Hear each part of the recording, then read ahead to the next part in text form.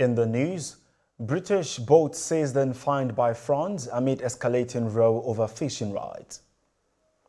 Activists numbering thousands planned massive protests in Sudan's capital Khartoum on Saturday against Monday's military coup.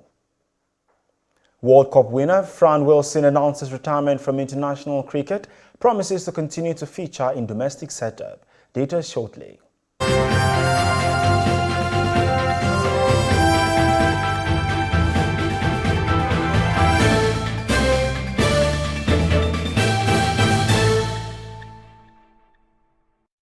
This is TOS Television, your digital-first Pan-African news network. I am Merciful Ajinamo, and you are watching TOS News 360.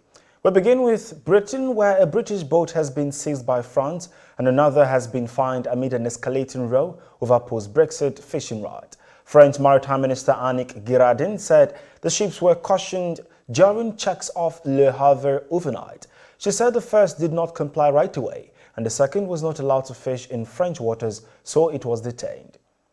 The Lebanese parliament has again backed holding a parliamentary election in March next year, despite President Michel Aoun's objections. The vote on Thursday came some 10 days after members of parliament had voted in favor of amending the country's 2017 electoral law to hold elections as early as March 27th rather than on May 8th, and also decided against adding 6 additional seats to represent the large Lebanese diaspora. Prime Minister Najib Mikati had supported holding the polls earlier than originally scheduled to avoid campaigning during the Muslim fasting month of Ramadan. Top executives of major Western oil companies are to testify before the U.S. Congress amid accusations that they misled the public about climate change. Democrat lawmakers say the hearings will focus on the industry's decade-long denial of its product's leading role in fueling climate change. The company said they hoped to use the hearings to highlight recent efforts to address climate change. Confusion erupted at Plateau State House of Assembly on Thursday in Nigeria following the impeachment of Ayuba Abok, who is the 9th Speaker of the Assembly. He was accused of alleged financial recklessness and high-handedness.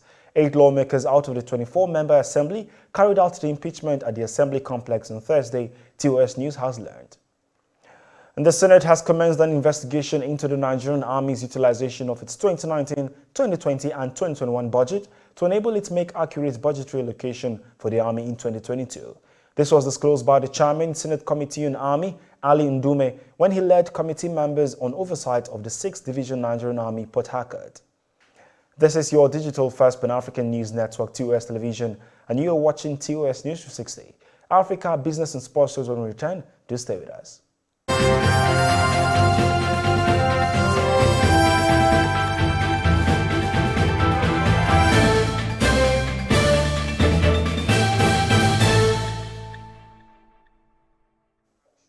Welcome back. Activists in Sudan have called for huge protests on Saturday and have said they will continue to fight for democracy despite the danger they face from the security forces.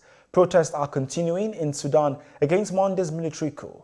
Hundreds, sometimes thousands of people have continued to join demonstrations both in the capital and in other cities. Intense fighting between the Tigrayan rebels and the Ethiopian army with its allies has continued to rock Ethiopia's cities of Desi and Komponja in Amhara state.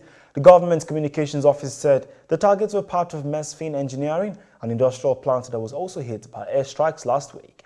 Rebel forces have not responded to the claim about the targets, but a top government official, Getachew Reda, tweeted confirming the air raids in the city, adding their air defense unit was engaging enemy jets. And in business, Nigeria's recently launched digital currency, the e-Naira wallet application, has been reportedly taken off the Google Play Store barely 36 hours after it was launched in Abuja.